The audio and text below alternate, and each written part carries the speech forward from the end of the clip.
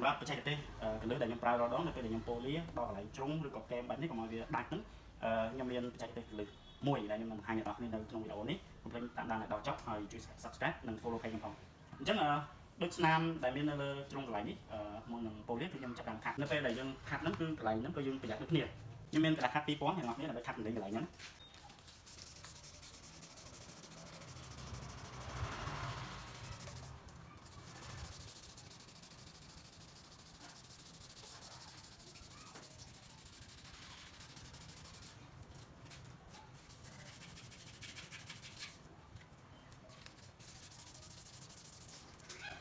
ចឹងនៅកន្លែងជ្រុងហ្នឹងគឺនៅពេលដែលខាត់គឺយើង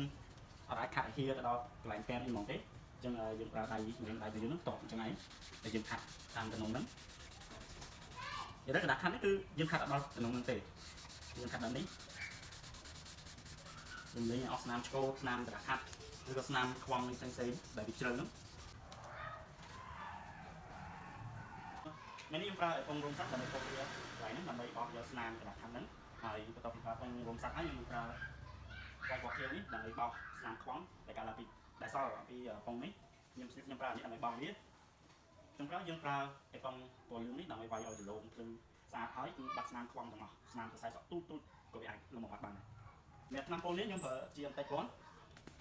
ថ្នាំកាត់មធ្យមពណ៌សនេះ1103នេះដែលមានសមត្ថភាពទាំងវាយលុបខ្វង់ហើយធ្វើឲ្យរលោងភ្លឺទៀត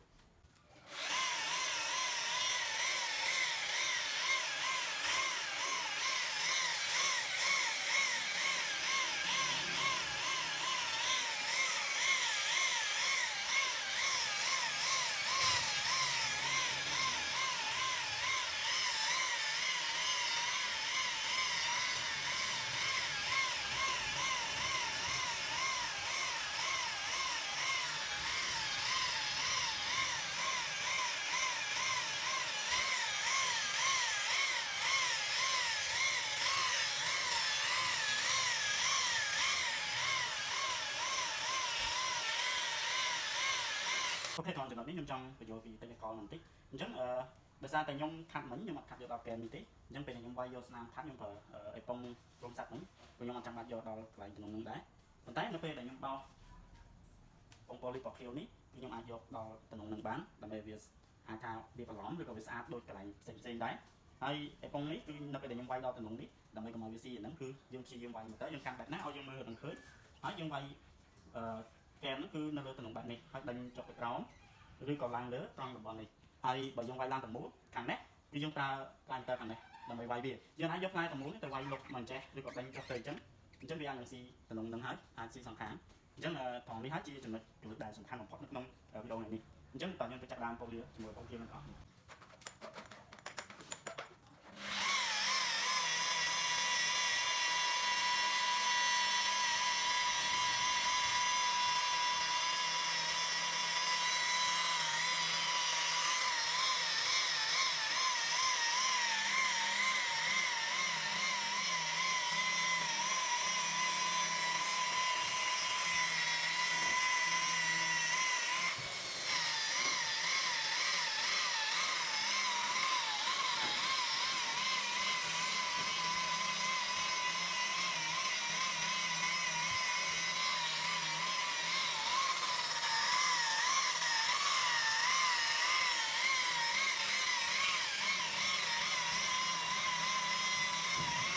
ហើយអេប៉ុងចុងក្រោយដែលយើងនឹងប្រើដើម្បីវាយឲ្យទៅនឹងដំណងចុងក្រោយនេះគឺអេប៉ុងពណ៌លឿង